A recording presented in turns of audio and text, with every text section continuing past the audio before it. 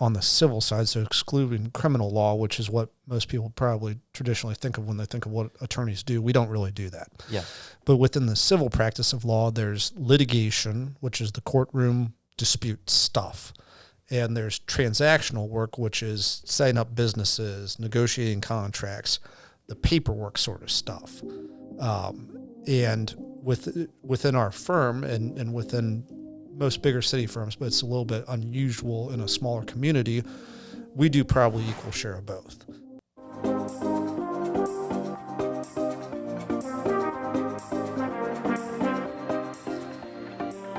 Hey everyone, my name is Ethan DeLeon, and I'm here with our founder and CEO of Small Nation, Jason Duff. Joining us on the show today, we have partner at TD&H Law, Connor Kinsey. We want to welcome you to the Small Nation podcast, where we share some of the valuable lessons with what we have learned about entrepreneurship, real estate, economic development, and more. The point of this podcast is to create value for you, the listener, to create a space to learn, talk about what's trending, and inspire others. Thanks, Ethan. Connor, welcome to the show. Thank you. So, Connor, you and I share something in common. We are just about the same age. Is that right? 11 days. 11 days. And who's 11 days wiser? That's a debatable question. I know who's older. And I'm looking at him. So, no, I'm excited to have Connor on the show today because Connor is an attorney. He happens to be our attorney here at Small Nation. And we've been working. Sorry. That's okay. Well, knock on wood, we've not been any litigating matters to date. We've never been a defendant. We've never been a defendant. All right. So I'm knocking on wood for that. Famous. You heard that on the podcast. I did knock. I think this is laminate, though. I'm worried that it doesn't count. I hope it does. No, Connor and I had a chance to meet through introduction of his father, Gary. And for those folks that may be listening or from the area, Gary Kinsey is an icon.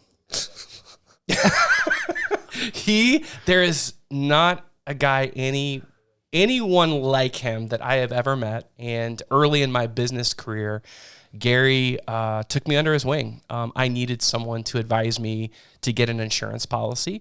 And Gary spent time as a young business owner teaching me the different types of insurance products that are out there, and really listened to what my goals were. And probably the thing that surprised me the most, and it speaks the quality of who he is, that at some point after we had done business and I had grown my companies, 10 or 15 years, he called me up and he made a change with one of the insurance carriers that he represented. And he had a disagreement with them with another customer and was no longer going to have that carrier in his agency.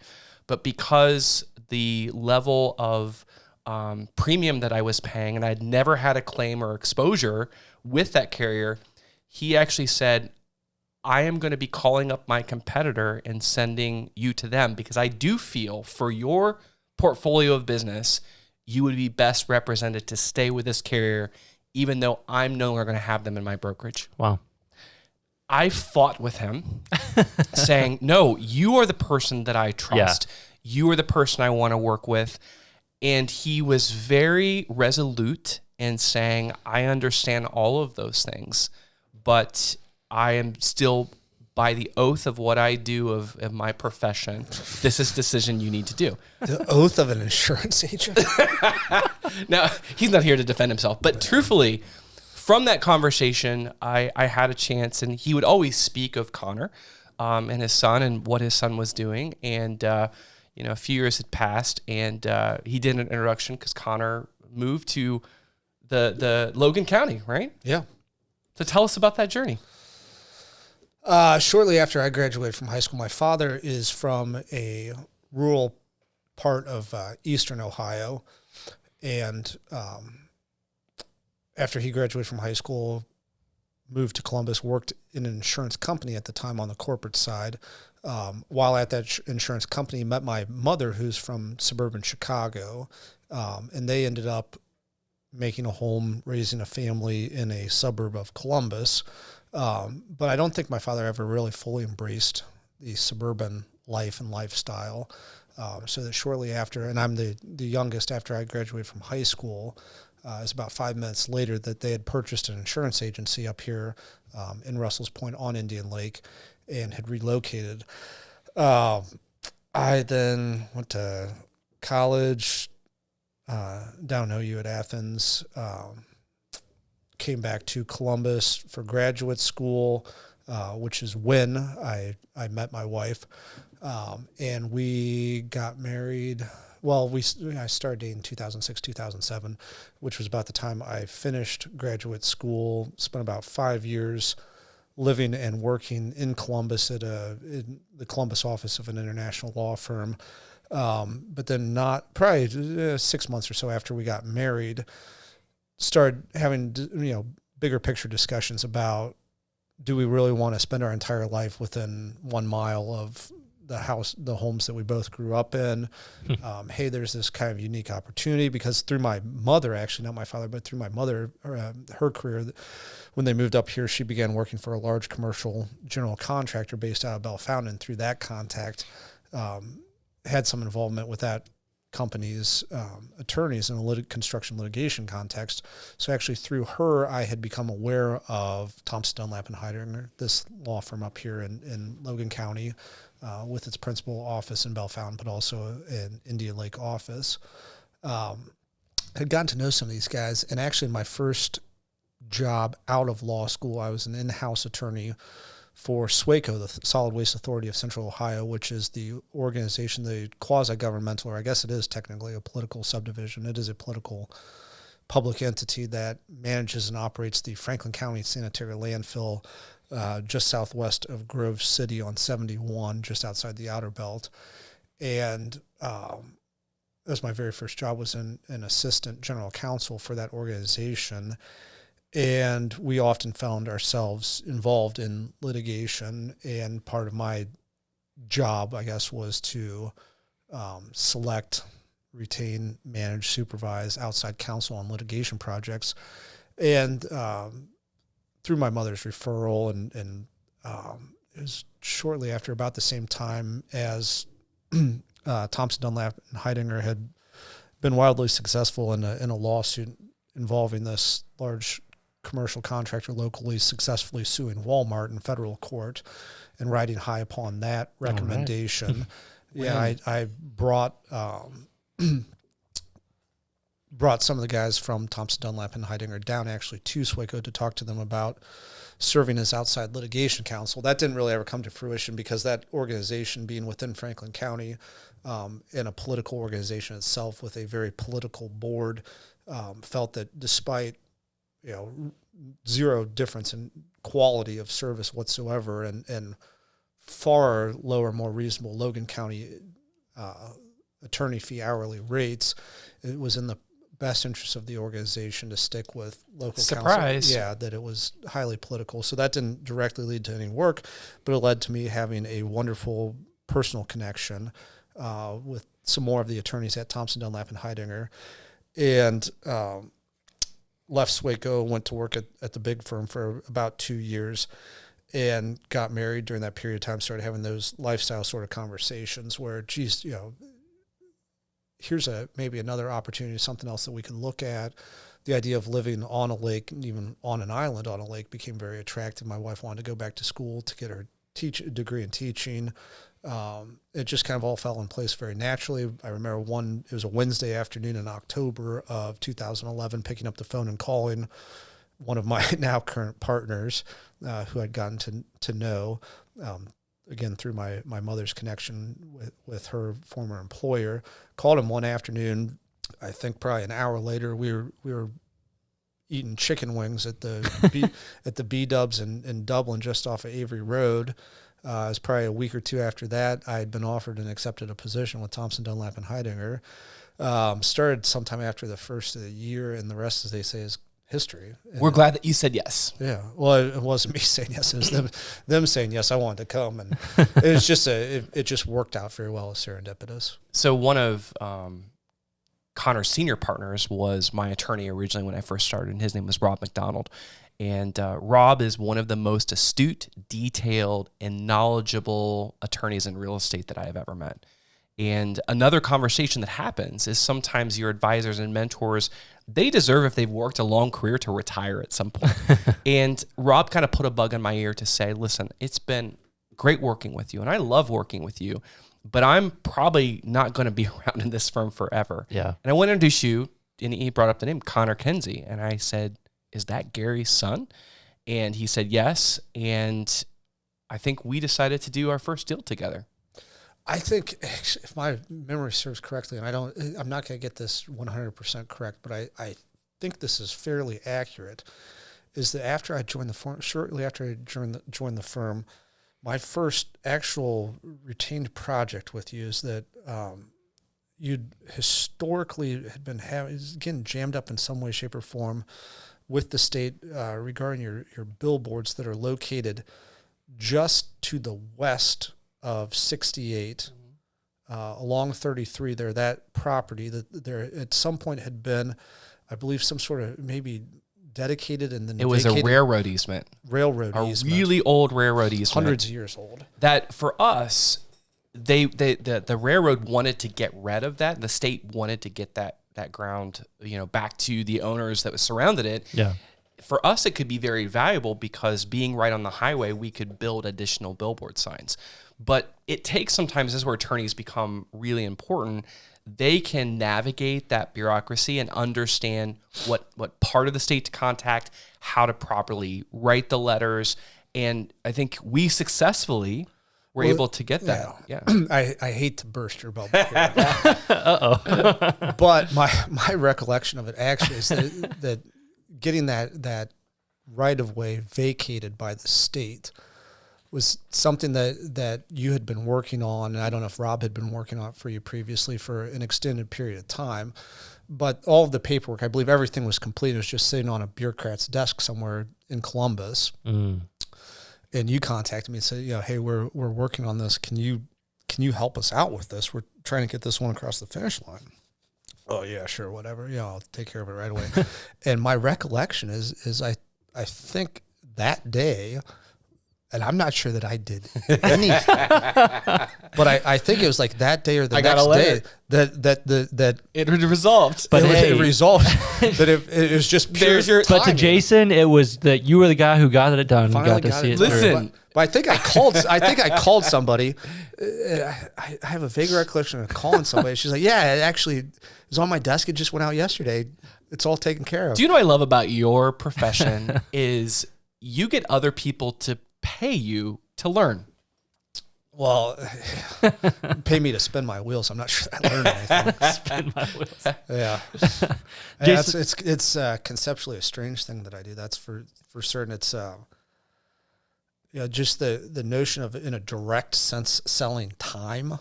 Yeah. Attention is somewhat of a amorphic sort of concept that I sell my time, and also it's one of those things that if you think about it too deeply, becomes kind of morbid in a strange way. But it is a unique profession. And when I was working in-house at Swaco, my first job out of school, because I was an employee of an organization as an in-house attorney, I did not actually, in a minute-by-minute sort of sense, keep track of my time for billing purposes. But then when you become accustomed to doing that over a period of time, even though it is kind of a pain in the butt, you become used to doing that, and it just draws your attention to so many things that I don't think people in different professions that are not just driven absolutely 100% by time, like, you just become very sensitive to certain things, like, hey, that could have been a 5-minute conversation instead of an hour-long meeting. I really have to applaud my wife, because I think that's a mentality that becomes very ingrained in you professionally. It's tough to divorce or step away from when you get home. Like, hey, time is literally quite literally money here, so we need to be very efficient about all things. And it's a strange line of work I'm in all the time. That's funny. So Jason, I'm curious, when was the point that you realized you may need legal help in your business adventures? Well, I got to be honest. In the beginning, I was a little cheap because I would jump to the internet. As I'm sure a lot of entrepreneurs who may be listening to, not trying to call you out. I was like, okay, I need this rental agreement. Yeah. I had built a self-storage facility, and part of the nature of that business is you're renting self-storage units and people are paying you rent every month. And I just assumed, like, starting out that, I would give them the unit number and they would pay me. Well, that was a bad assumption because a lot of people wouldn't pay, and then they would leave their stuff, or they, would put their neighbor's stuff in there. I mean, it's just this whole plethora of a web of challenges. And that's where I realized I needed an agreement. Yeah. And, understanding and learning about contracts, like there are so many types of legal documents. And oftentimes, like your nature is, I'm just going to go to the internet and find a blank template. And in about every case that I've ever done that, I've regretted it. Mm-hmm. But this is where, getting introduced to an attorney is someone that is your advisor to really understand what you're trying to accomplish and asking those clarifying questions, and then constructing an agreement that you can, work with your business partner, could be your tenant, could be, establishing the documents that you need to start a new entity. There is so many different ways that, over the years, I come to Connor with problems that I have or things that I need, and he is the resource to help get those contracts and those agreements in place. Yeah, awesome. So I know in our conversation you were explaining to me a little bit about the types of work that you do. So you mentioned contracts, but you've explained to me that it's not just a specific niche necessarily. You've partnered with us for the past 10 years to help, do business. So can you explain about, just a high level basis of some of the areas that you work with us? Yeah, that's working with a client like Small Nation and with Jason is amazing. Yeah, well, no, it really is. Don't mind saying so. He was paused there, so I thought I'd just throw that in there. No. Okay. Sorry. Didn't realize we had sound effects. I haven't used those in a while. There you go. I do not come from a family of attorneys, so that when I decided to go to law school, which was probably my sophomore year of college, it was a decision made, and I'm going to be perfectly candid with you guys, it was made on two things. Growing up, I had a number of friends whose parents were attorneys, and I could tell that they did well financially, and that was attracted to me. Mm-hmm. Even though I had no idea really what they did, I just knew, hey, it seems like Ross Fulton's dad's got a pretty good thing going on. So that was one driver. And then secondly, also, you get into, you're in high school, and the goal, the next thing is going to college, and you get to college, and it's like, well, what am I going to do after college? It's like, I don't really like working. I could just keep going to school. That's more attractive to me than getting a job, so I could prolong that as long as possible. So it's a combination of personal greed and laziness. This is going to be a great show, by the way. That drove me into this profession, but without really knowing at that point what an attorney does, other than just what you glean from the media, television, movies, things like that, conversations, a lawyer does that, they're marching in the courtrooms and they're going to fight for your rights, or, they're wheeling and dealing and putting together these, you kind of have that in mind, and you start law school, and that first year of law school where you're taking all your basic foundational classes to a large degree reinforces that notion that this is what a lawyer does, and it's in some ways exciting and glamorous and everything else like that, and you have that in mind. And that's good and exciting, and was a good fit for me, and I liked that. And then I actually got out into the practice, and that first job at Swaco was a good job, but I went into that knowing that was a temporary stop for me. I think I was there for 14 months, I believe. And then I got and I came out right in the middle of a recession where firms were laying people off left and right. So I was very fortunate to get that job at Swaco as a first job. But then when, essentially the first real opportunity I had to go work for a mega firm, I took. And in a lot of ways, the legal profession is analogous to the medical profession, where at a certain level, it becomes so technically specific. It becomes so specialized, so deep, that when you end up in one of those big monster firms, the law is so complex in some ways that you're working on one very specific, such a narrow issue of the law that is 1 inch wide but 10 miles deep. But that's all I do every day. And I got into this practice group at my firm that all we did was represent, and within one specific type of transaction, which was an equity investment. in a tax credit financed real estate development project, whether low income housing, new markets, which is effectively the commercial equivalent of low income housing. It's commercial development in what's called a qualified census tract, which is a low income area. And also what are called historic rehabilitation tax credits, which is self-explanatory. But we worked solely on those types of transactions, and we only represented the ultimate equity investor in those types of transactions. So within one very narrow, specialized and somewhat unusual type of transaction, we only ever represent one party on one side of that transaction. It is so specialized, so narrow. That sounds boring. I was going to say, it sounds so exciting. Well, there's within the practice group, and I kind of joke about this kind of joke about this internally within the firm, but there's one guy at the top of that practice group who we referred to him as the Wizard of Oz. And that's a cool title. Yeah, he's probably in his 80s, but he was the first guy there in the morning. He really lived in the office. Like, I could show up at the office at an odd time, like 10 o'clock on a Saturday night, Mike's there. It's just weird.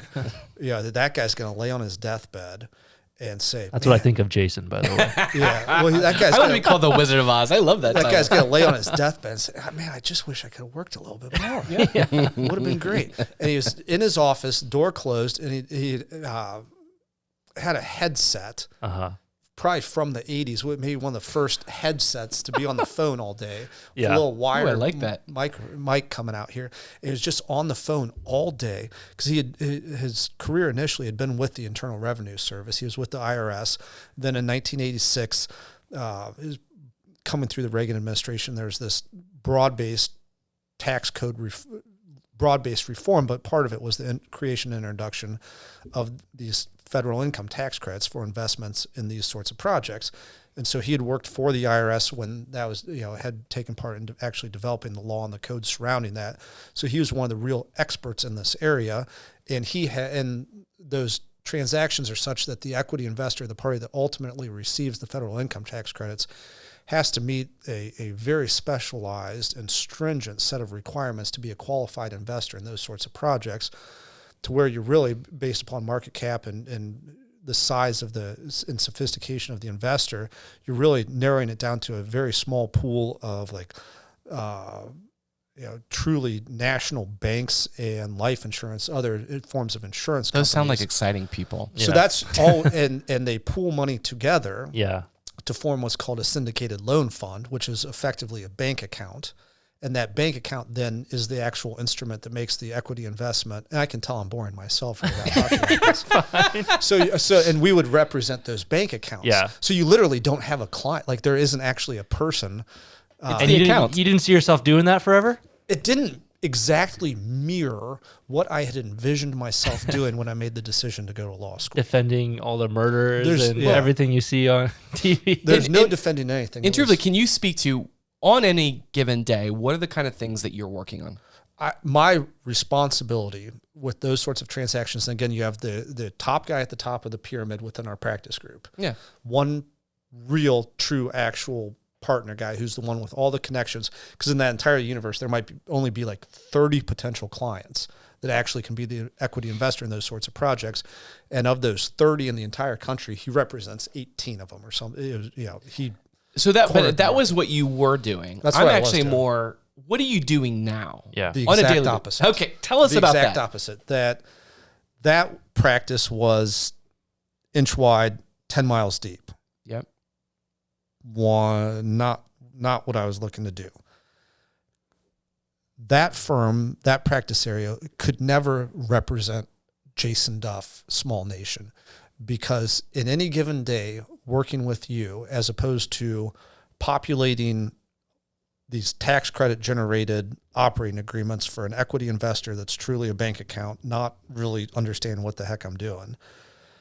In the morning, might be getting a call that, hey, we've got this tenant that's, flicking cigarette butts onto the roof of the neighboring building, getting phone calls that they're going to, sue me, report me this, that. What should I do? That could be the call at 9 o'clock.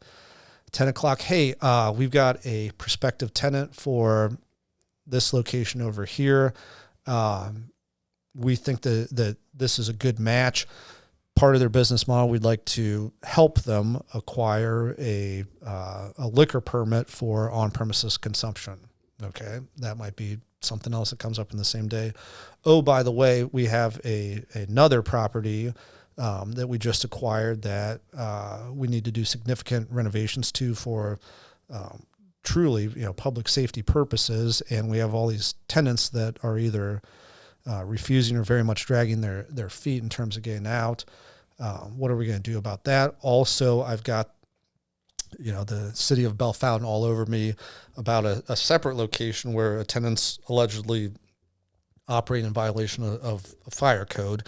And by the way, also, we need to start talking about, what's going to happen with all of my various business entities' interests in the event that I take a left turn onto US 33 someday, coming into work and get plowed over by a truck. Yeah, that's a normal day. Yeah, so that's widespread now. Widespread, touching almost any major area of practice, and can all be happening simultaneously. Sure. What I appreciate about TDH Law and the work that Connor does is that within his firm, they have other attorneys that do have specialties in other areas. So he, works in a small town firm, which the benefit of that is you build relationships with many of those other people that you get to know. They're customers of yours, you're customers of theirs. But just the willingness to, when I have an issue, someone actually picks up the phone, listens, and then responds. Sometimes when you work through an internet attorney or you're with a big law firm in a major city, you're simply a number. And I do appreciate all those situations that Connor just described are things that can all happen the same day. Yeah. And then some days things are pretty quiet for a few weeks, but as you're building your business, there is the kinds of documents of entity formation. Mm-hmm. There's partnership agreements. There's lease agreements. I mean, these are all templates. And once we get the template and we get the rhythm down as you're scaling and growing your business, you've got something you can work off. Now, I would probably say most of our leases, they do have customizations or unique, Connor calls them wrinkles, that we kind of need to vet out or talk through to personalize that agreement for that deal. And one of the really neat things personally that is a direct result of working with Jason, with Small Nation and your business model is very often when you have a tenant, a prospect, a business that you believe is a good fit within the community, a good tenant for you to partner with, either as a landlord or in another capacity, that then usually also becomes a business referral to me, to our firm, to work with them. So it is this incredible snowball effect with the momentum that Small Nation has created within Bellefontaine and really throughout small communities all over the state of Ohio. It's bizarre, small world sort of stuff that not all that long. It was right at the end of October.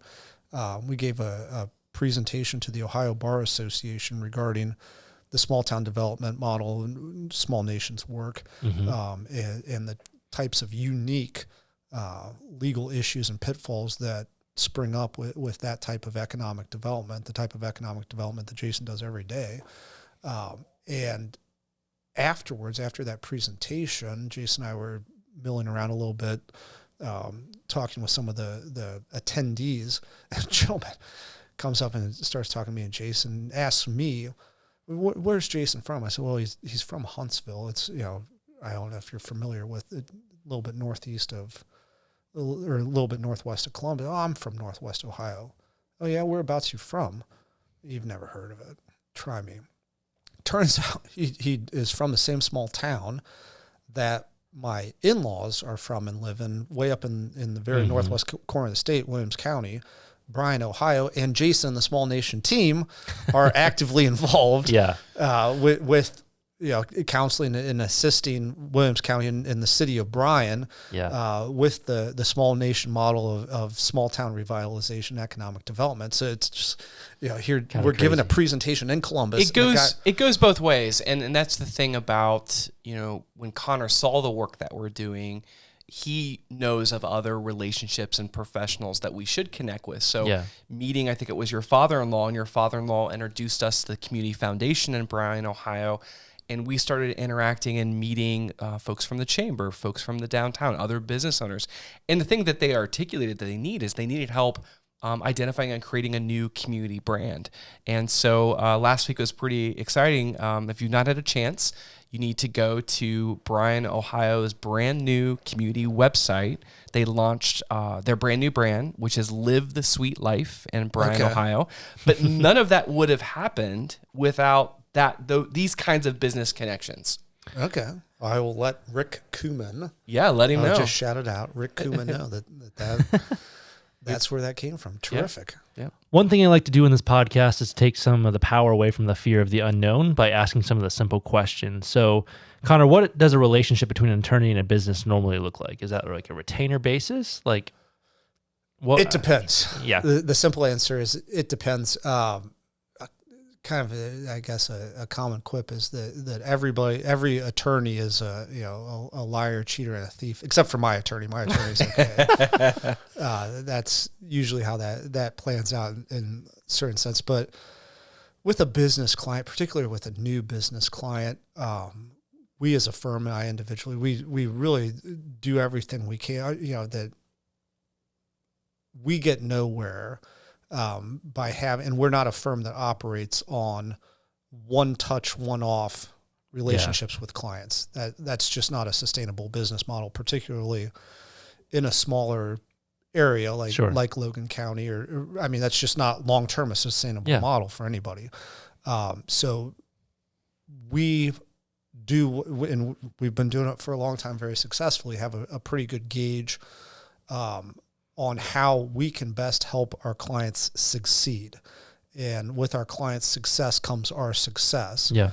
And how that plays into a client fee agreement, how fees are structured, what appropriate hourly rates are given the experience of the attorney and the sophistication necessary for the work. That I don't know of an instance where we would ever make our services either cost prohibitive or even difficult for a client. That our biggest, if a client comes in and says, I want to start a new business, help me form an LLC, that's not, and that should never be the last touch that we have with that client. That it would be our hope that we can continue to grow that relationship with that client as they grow their business. That, and setting up an LLC is simple enough, but let's say, hey, your business is going big guns. Mm-hmm. You want to add some new employees. Do we need to start taking a look at whatever sort of human resources policies you have in place? What do we need to start doing on troubleshooting on that front? Hey, you're looking at acquiring some new equipment. You're looking at different financing options for doing that. As your business expands, grows, and is successful, the number of different avenues in which you're going to need legal advice, resources of a business attorney is just going to increase as well. Flower out from there. Sure. And that's where that relationship really can develop. And a firm like our firm that, other than, I guess we do some criminal defense work, but only outside of Logan County. We do not do any consumer bankruptcy sort of work. We do a little bit of domestic work, but by and large, we are a full-service civil or corporate business law firm. That within our firm, there are very few questions, challenges, areas in which a small business client is going to need assistance that we're not able to assist. Yeah. So let me ask you this. I know we were talking before that redevelopment can sometimes lead to controversy. Yes. And I feel like we see that quite often. So does that mean you're, as you partner with businesses, that you are prepared to defend them to go all the way to court if that needs to happen? Is that common for most? Yeah. We as a firm have both in kind of terms of art within the legal world that there's on the civil side, so excluding criminal law, which is what most people probably traditionally think of when they think of what attorneys do. We don't really do that. Yeah. But within the civil practice of law, there's litigation, which is the courtroom dispute stuff. And there's transactional work, which is setting up businesses, negotiating contracts, the paperwork sort of stuff. And within our firm and within most bigger city firms, but it's a little bit unusual in a smaller community, we do probably equal share of both. But within those two areas of practice, based upon personality type, Sure. largely, there tends to be specialization with attorneys that they tend to, just by virtue of personality type, gravitate either towards, hey, I like the excitement and drama and conflict Litigation. And that's real, or I don't like that stuff. That's too stressful. I like helping. I enjoy getting lost in the weeds and details of working out this contract. Yeah. That most attorneys by personality type tend to gravitate one direction or the other. Yeah. One thing that I think works really well between Connor and I is the idea of risk and risk assessment. So oftentimes I will bring a deal or an opportunity that I'm working on, and I will give the cliff notes to Connor and share with him, hey, I'm looking at this building or project. These are the things that are involved. And usually the first thing that he'll say to me, why are you buying this? Yeah. Yeah. I mean, we've been through properties that are missing roofs. We've been through properties that have some of the worst roach infestations that you've ever seen. Mm-hmm. But what I like about Connor, he asks the discerning questions because he is looking out for me, knowing that my risk profile is probably a lot higher than his. It is. It is. There's no problem. It is. But, it is an opportunity. You kind of want that around your team. Yeah. Because it shouldn't always be. And he has protected me of maybe putting those thoughts into my head that I should do a little more due diligence or I should negotiate better because of the risk profile of a particular deal. Yeah. It's good. So for the most part, you act as a transactional lawyer, like getting things done. With Small Nation, yeah. Yeah, sure. It can vary from, and I'm very much the dinosaur relic, and unusual within the practice generally, and then even within my firm, that I do a fair amount of both transactional and litigation work. However, with Small Nation, again, knock on wood, as we have been ever so much, that we've been very fortunate to, for the most part, avoid any sort of litigation. Yeah, that's awesome. Yeah, that's fortunate. But that doesn't happen by accident, right? That's taken a lot of work to prevent things, right? Both. To make sure you're we say it prepared doesn't up happen front. by accident. It's that yes, we have done a very effective job to this point of accurately identifying risk mm-hmm. and adequately knowing when to hold them and when to fold them on certain disputed points. We've been very effective at that to this point. But that being said, and I tell clients this all the time, generally speaking, anybody can sue anybody at any time for any reason. Yeah. So although we've put a lot of very diligent thought and effort into avoiding major litigation, it's always out there. It's always out there, yeah. And you can be as careful as you can possibly be and think, there's no exposure there, but somebody can still sue you. It just happens. Right. So really, it's more just a happy coincidence than anything else. Yeah. The other big thing that we have been working on together, and this is kind of the next phase, where you work really hard to accumulate things and to build businesses, but it's finding ways to protect what you've built. And that's been kind of a new thing for me, is that I've got kind of this appetite to grow, but I also have seen through stories and connections I've had with friends and others that you have more to lose the more that you start, the more activities, the more businesses, the more partners that you have. And so probably a lot of the phase of our conversations and work that we've been doing in the last year or two is how do we protect it? Can you kind of maybe speak for someone that's listening like that? What are some of the the things that you see from your purview that are important to protect, and how to set those things up. That's a great point, Jason. Something that a lot of people miss the connection, or just for whatever reason, there's often a blind spot with small business owners that your business, and not just necessarily the tangible assets of your business, but the business itself, the intrinsic, intangible asset that is your business, is often the most valuable asset that you have in a lot of different ways. And like with a lot of your businesses, Jason, you are the sole member, you are the business, even though there's a legal entity set up. So no, you're not the business, but you're the business. And that needs to be front center of your mind whenever you start thinking about, which everybody should do, and nobody does it at the right period of time. Usually I encourage anybody, earlier is better than later, the interplay between your business succession planning and your estate plan, that those have to go together.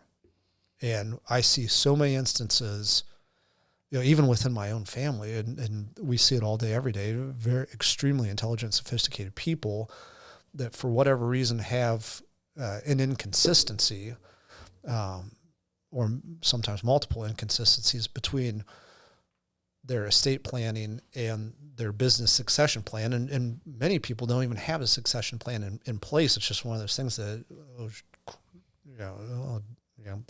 got run over by a reindeer or whatever, and the business, oh my gosh, what a nightmare that is left there. Yeah. That is something that we've been working on a lot of late, to make sure that not only does the business succession plan exist and the estate plan exists, but those are two complementary pieces of the same puzzle. Yeah. It's being intentional about thinking about the future, right? And it's more than just you, it's your family, and the businesses that you've built. You put a lot of work into building it and growing it, and then, if anything happens to you, then what, right? Right. Yeah. And so often there's no then what. Right. Yeah. So thanks for sharing that. I know you got to get out of here pretty soon, but thank you so much for just being on and sharing a little bit of your story with us. And thank you for the work that you do. Obviously we are very It keeps us out of jail. So far, I've been. There's never been a risk of that, Jason. Okay, good. Yeah, you guys are. It's truly a pleasure to get to work with Jason, with the entire Small Nation team. Because as I was saying, that was like a light bulb going on when I began working with. This is what I wanted to do. This suits me. This fits. Yeah. This is why I want to become an attorney, as opposed to, I'm trapped in an office on the 18th floor of this.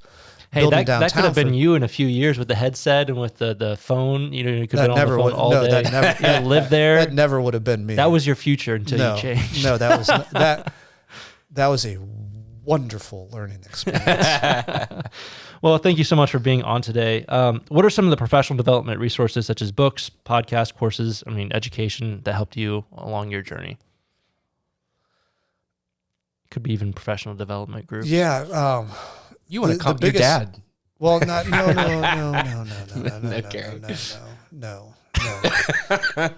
Couple more, I'll believe you. But